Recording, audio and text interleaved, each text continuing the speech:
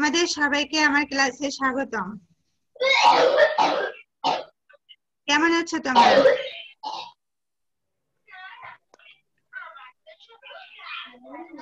আশা করি তোমরা অনেক ভালো আছো। আমি মোসাম্মদ সুফিয়া খাতুন, প্রভাষক পৌরনীতি ও সুশাসন। হ্যাঁ, তোমরা কি দেখতে পাচ্ছ?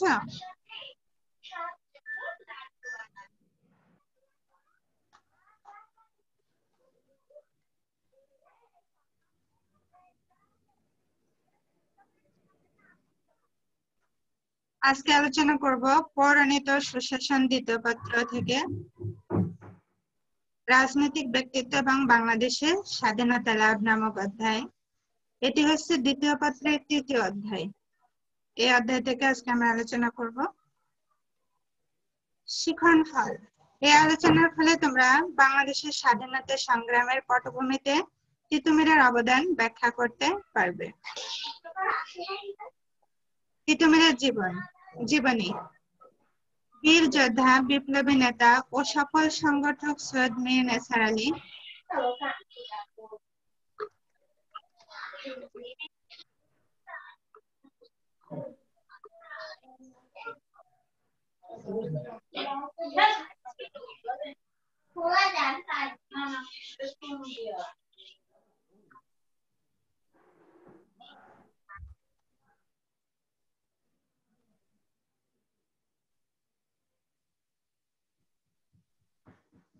বীর যোদ্ধা, বিপ্লবী নেতা ও সফল সংগঠক Syed Mir Nesar Ali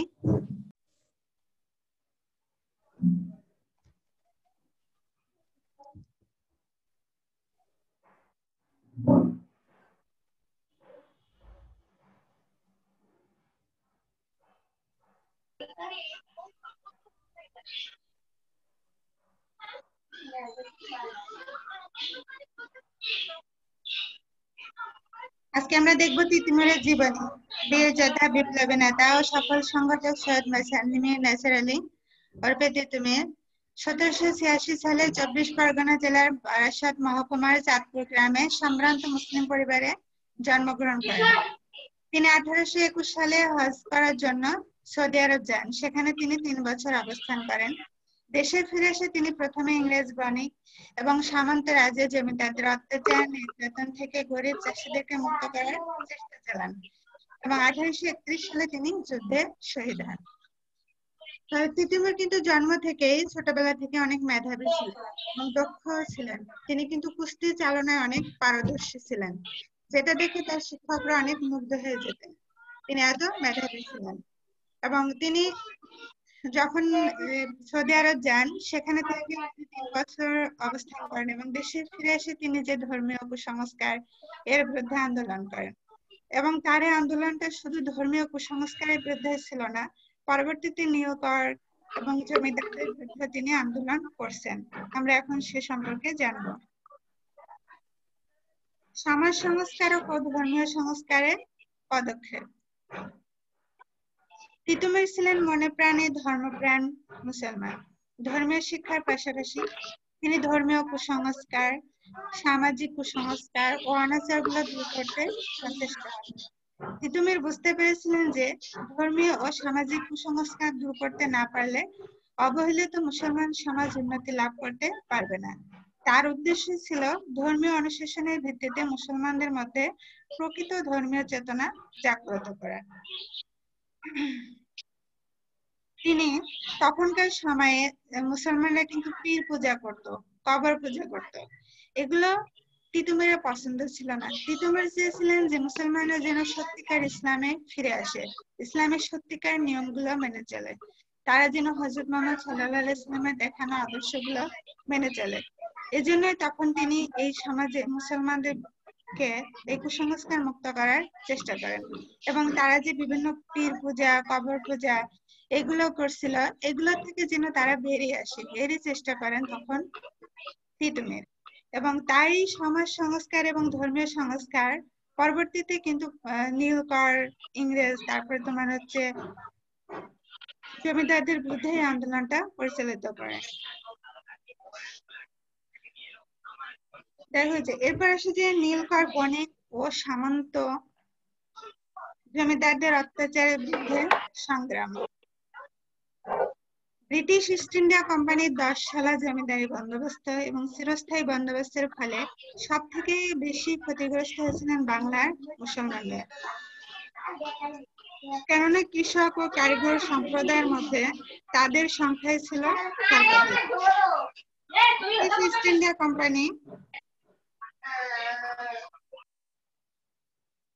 British east India company আইন পাশ করে দেশের সমস্ত নিষ্কর জমি জমা নিজ অধিকারে নিয়ে তাদের আশীর্বাদ পুষ্ট নতুন জমিদারদের মধ্যে নিলামে বন্দোবস্ত দিয়েছিল।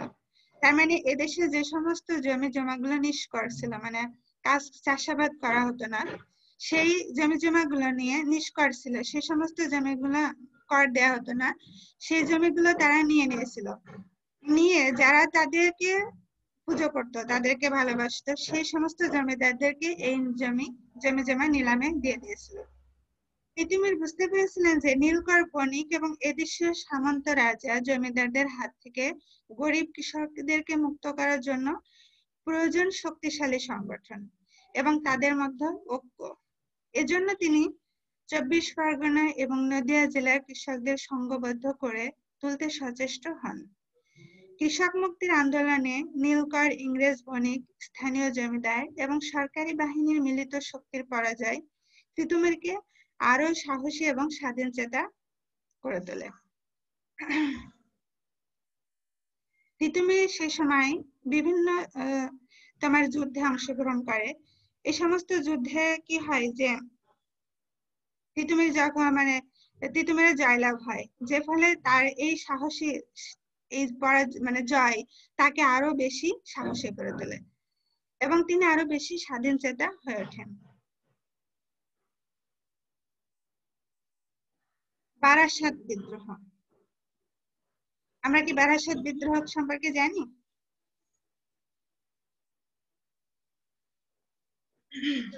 না ম্যাম। আচ্ছা, তিতুমিরের কৃষক আন্দোলন প্রথমে ছিল অত্যাচারী নীলকর বণিক এবং স্থানীয় সামন্ত রাজা জমিদারদের শোষণ নির্যাতনের বিরুদ্ধে গণ আন্দোলন। কিন্তু বারবার তিতুমিরের নিকট পরাজিত হয়ে স্থানীয় জমিদার এবং নীলকর ইংরেজ বণিকগণ ইস্ট ইন্ডিয়া কোম্পানির সরকারকে বোঝাতে চেষ্টা করে যে তিতুমির আন্দোলনের মূল লক্ষ্য হলো স্বাধীনতা অর্জন, এবং তিতুমির ইংরেজ সরকারের নিকট বহুবার জমিদার ও নীলকর সাহেবদের বিরুদ্ধে নালিশ করেছিল, কিন্তু ইস্ট ইন্ডিয়া কোম্পানির সরকার তিতুমিরের বক্তব্যে কখনোই কর্ণপাত করেনি। বাধ্য হয়ে তিতুমির নিজ বাহিনীকে সংগঠিত করার চেষ্টা করেন এবং এরই প্রেক্ষিতে তিতুমির 1825 সালে 24 পরগনা, নদিয়া ও ফরিদপুর জেলার কিছু অংশ নিয়ে একটি স্বাধীন রাষ্ট্র গঠনে মনোনিবেশ করেন। তিনি 24 পরগনা, নদিয়া এবং ফরিদপুর জেলার কিছু অংশ নিয়ে একটি স্বাধীন রাষ্ট্র গঠনে চিন্তা ভাবনা করেন এবং উইলিয়াম হান্টার বলে যে সে সময় স্বতঃস্ফূর্তভাবে প্রায় 83,000 কৃষক সেনা এই আন্দোলনে, এই বিদ্রোহে যোগ দিয়েছিল। 83,000 কৃষক সেনা। এবং তিতুমির ঘোষণা করেন যে তিতুমির এখন এদেশের নবাব, দেশের সকল প্রজাই স্বাধীন, কৃষকরা এদেশের জমির মালিক, আমরা ইস্ট ইন্ডিয়া কোম্পানির শাসন মানি না। তিতুমিরের এই বিদ্রোহই ইতিহাসে বারাসাত বিদ্রোহ নামে পরিচিত। তাহলে কি আমরা বুঝতে পারছি যে তিনি 1825 সালে 24 পরগনা, নদিয়া, ফরিদপুর জেলার কিছু অংশ নিয়ে একটি স্বাধীন রাষ্ট্র গঠনের চিন্তা ভাবনা শুরু করেন, এবং এই যে তার যে স্বাধীন রাষ্ট্র গঠনের চিন্তা ভাবনা, এখানে 83,000 কৃষক সেনা ছিল। ঠিক আছে, কৃষকদেরকে নিয়ে 83,000 কৃষকদেরকে নিয়ে তিনি এইটা গঠন করেছিলেন এবং তিতুমির ঘোষণা করেন যে এখন তিনি এদেশের নবাব এবং দেশের সকল প্রজা হচ্ছে স্বাধীন, কৃষকরা এদেশের জমির মালিক, আমরা ইস্ট ইন্ডিয়া কোম্পানির শাসন মানি না। তিতুমিরের এই যে বিদ্রোহটা, এটাই আর কি পরবর্তীতে বারাসাত বিদ্রোহ নামে পরিচিত। ইস্ট ইন্ডিয়া কোম্পানি এই বিদ্রোহ দমনের জন্য হিন্দু মুসলিম বিভেদ নীতির কৌশল অবলম্বন করেন। তারা প্রচার করেন যে তিতুমির একজন ধর্মান্ধ মুসলমান, সুতরাং হিন্দু কৃষকদের উচিত এই আন্দোলনে বিরোধিতা করা। ঠিক আছে, তাহলে দেখো যে তারা হিন্দুদের মধ্যে এই অপপ্রচারণা চালাতে থাকে যে তিতুমির একজন ধর্মান্ধ, মানে একেবারে অন্ধ মুসলমান। যে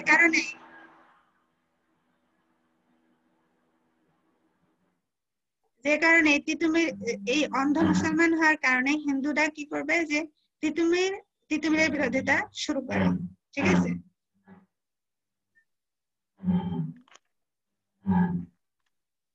এরপরে দেখো যে বাঁশের কেল্লা। তোমরা হয়তো অনেকে নাম শুনেছে বাঁশের কেল্লা, তাই না?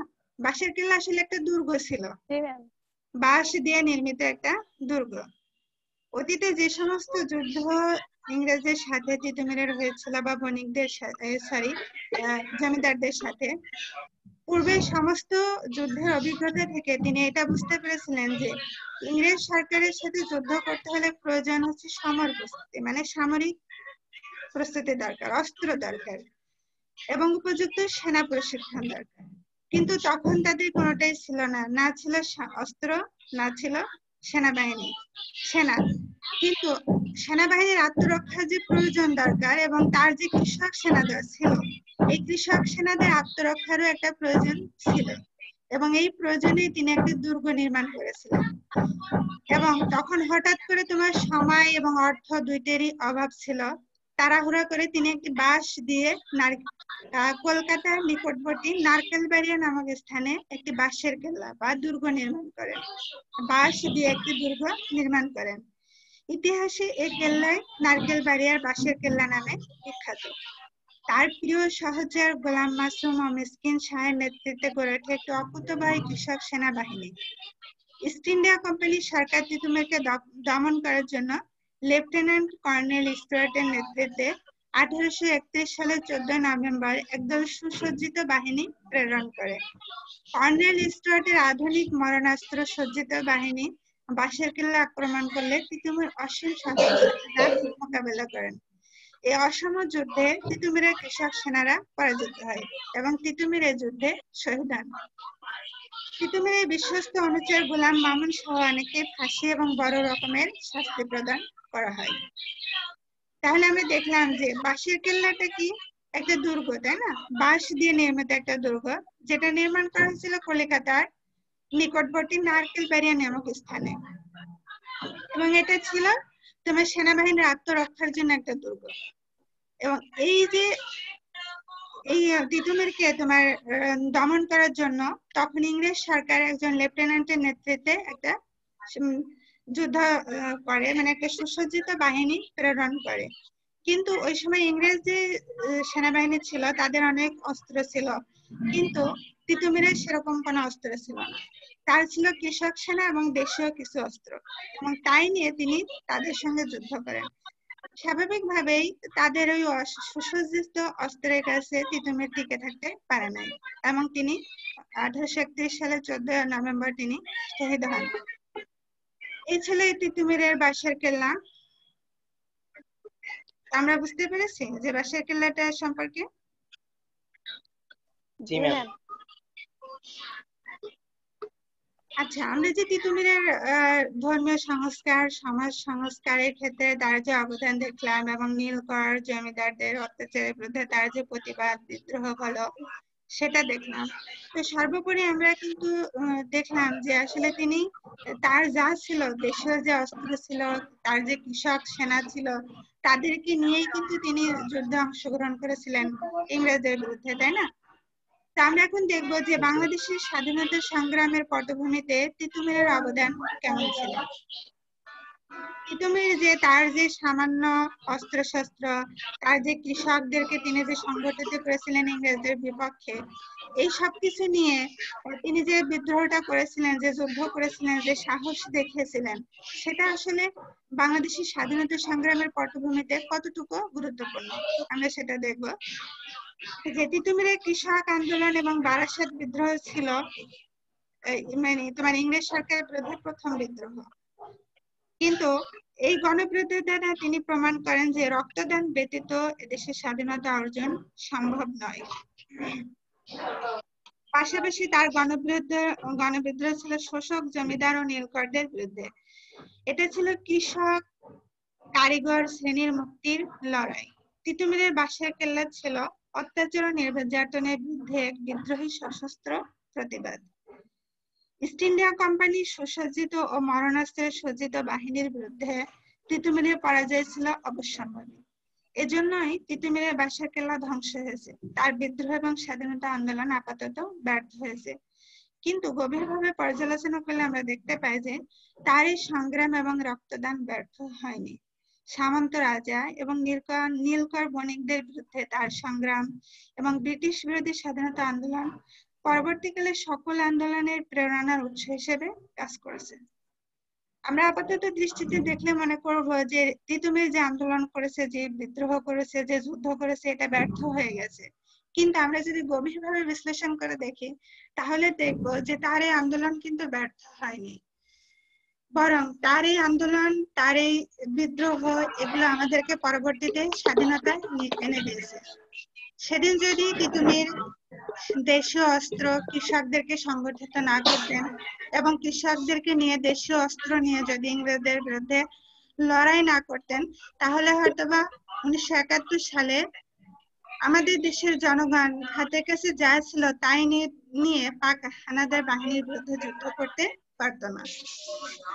আমরা দেখেছি যে 1971 সালে বঙ্গবন্ধু শেখ মুজিবুর রহমানের ডাকে এদেশের মানুষ যার যা ছিল তাই নিয়ে পাক হানাদার বাহিনীর মোকাবেলায় ঝাঁপিয়ে পড়ছে।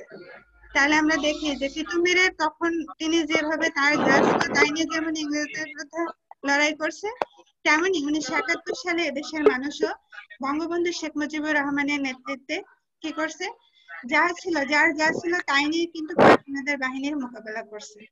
তাহলে আমরা গভীরভাবে বিশ্লেষণ করলে দেখতে পাই যে তিতুমির যে সংগ্রাম করেছিল, যে আন্দোলন করেছিল, যে বিদ্রোহ করেছিল, সেটা আসলে ব্যর্থ হয়নি। তার এই সংগ্রাম, তার এই রক্তদান কখনোই ব্যর্থ হয়নি, বরং তার এই সংগ্রাম এবং রক্তদানের ফলশ্রুতিতে 1971 সালে 16 ডিসেম্বর বাংলাদেশ নামে একটি স্বাধীন রাষ্ট্রের জন্ম হয়েছে, তাই না? তাহলে আমরা মনে করি যে বাংলাদেশের স্বাধীনতা সংগ্রামের পটভূমিতে তিতুমিরের অবদান অপরিসীম এবং অবশ্যই এটা গুরুত্ব বহন করে, অনেক গুরুত্ব বহন করে, তাই না? আমরা কি বুঝতে Yes, পেরেছি ma'am. আজকের ক্লাস? Yes, ma'am. আচ্ছা, তাহলে তোমরা কি বলতে পারবে যে বারাসাত যে বিদ্রোহটা হয়েছিল এই সময় তিতুমির কোন কোন অঞ্চলকে নিয়ে একটা স্বাধীন রাষ্ট্র গঠনে মনোনিবেশ করেন? নদিয়া ও ফরিদপুর জেলার কিয়দংশ সংযুক্ত। হ্যাঁ, কিছু অংশ 24 পরগনা, নদিয়া এবং ফরিদপুর জেলার কিছু অংশ নিয়ে তিনি একটি স্বাধীন রাষ্ট্র গঠনে মনোনিবেশ করেন। এখানে কত হাজার কৃষক সেনা ছিলেন? 83,000। 83,000 কৃষক সেনা ছিলেন। তাহলে আমরা বুঝতে পারছি না যে বারাসাত বিদ্রোহটা কি ছিল।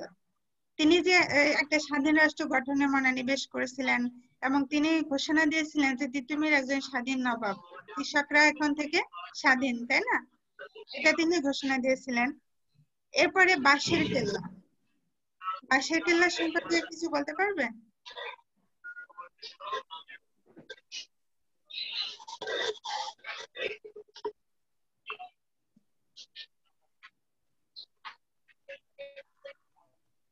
ইমন?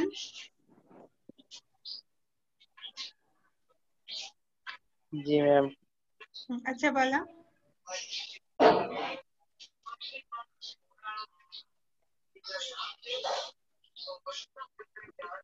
ম্যাম, তিতুমিরের বাঁশের কেল্লা অবস্থিত হয়েছিল নারকেলবাড়িয়া এক স্থানে। কলকাতার নিকটবর্তী নারকেলবাড়িয়া নামক স্থানে, তাই না? এটা ছিল একটা দুর্গ, তাই তো? বাঁশ দিয়ে নির্মিত একটা দুর্গ। এখানে তিনি শহীদ হয়েছিলেন। কত সালে শহীদ হন?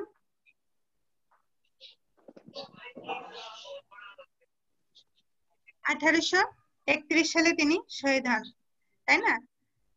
14 নভেম্বর। জি হ্যাঁ, 1831 সালে 14 নভেম্বর ইংরেজদের সঙ্গে যুদ্ধে তিনি শহীদ হন। তার এই যুদ্ধটা ছিল অসম, তাই না? কেননা ইংরেজরা ছিল বহুত অস্ত্রে শস্ত্রে সজ্জিত, কিন্তু তিতুমিরের দেশীয় কিছু অস্ত্র ছিল এবং তার কিছু কৃষক সেনা ছিল, তাই না? যে কারণে এই যুদ্ধটা ছিল অসম এবং এই যুদ্ধে তিতুমির প্রাণ হারান এবং তিনি শহীদ হন।